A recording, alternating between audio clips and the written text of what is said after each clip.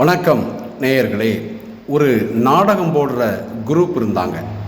அதில் ராஜா வேஷம் ரொம்ப கம்பீரமாக ஒருத்தர் போட்டார்.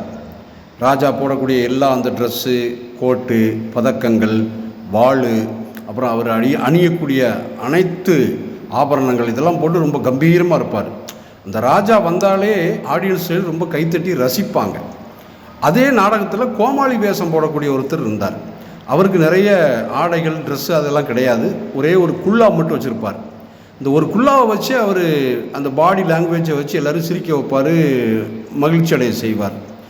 அப்போ ஒரு நாள் அவருக்கு ஒரு ஆசை, அந்த கோமாளிக்கு, இன்றைக்கி நான் ராஜா வேஷம் போட்டுடுறேன் அப்படின்னு சொல்லிட்டு ராஜாட்ட கெஞ்சி கூத்தாடி ராஜா வேஷம் அவருக்கு போட்டாங்க. அவர் ராஜா போடக்கூடிய எல்லா ட்ரெஸ்ஸையும் அந்த ஆபரணங்களெல்லாம் போட்டுட்டு வாழெல்லாம் தூக்கிக்கிட்டு நாடகத்தில் வந்து நின்னார்.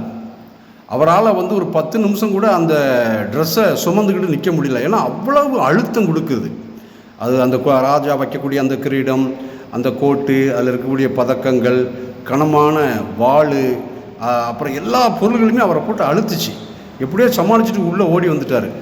அந்த நாடகம் நடக்கிற பின்னாடி இருக்கக்கூடிய அந்த கொட்டகைக்குள்ளே ஓடி வந்து ராஜாட்ட சொன்னார், எப்படித்தான் அந்த ட்ரெஸ்ஸை போட்டு நீங்கள் ராஜாவாக நடிக்கீங்கன்னு தெரில, கொஞ்ச நேரம் கூட என்னால் போட்டுட்டு அதை இருக்க முடியல அப்படின்னார். அப்போ தான் அந்த ராஜாவாக வேஷம் போட்ட அந்த நடிகர் சொன்னார், ராஜா வேஷம் போட்டால் மட்டும் போதாது, மனசளவில் நீ ஒரு ராஜா அப்படிங்கிறத நினைப்பில் நீ அந்த கேரக்டரை நீ நடித்து காட்டணும். அப்படின்னா தான் அது உனக்கு சுமையாக இருக்காது. ஏன்னா நீ ராஜா வேஷம் போட்டாலும் உனக்குள்ளே ஒரு கோமாளி இருந்தான்.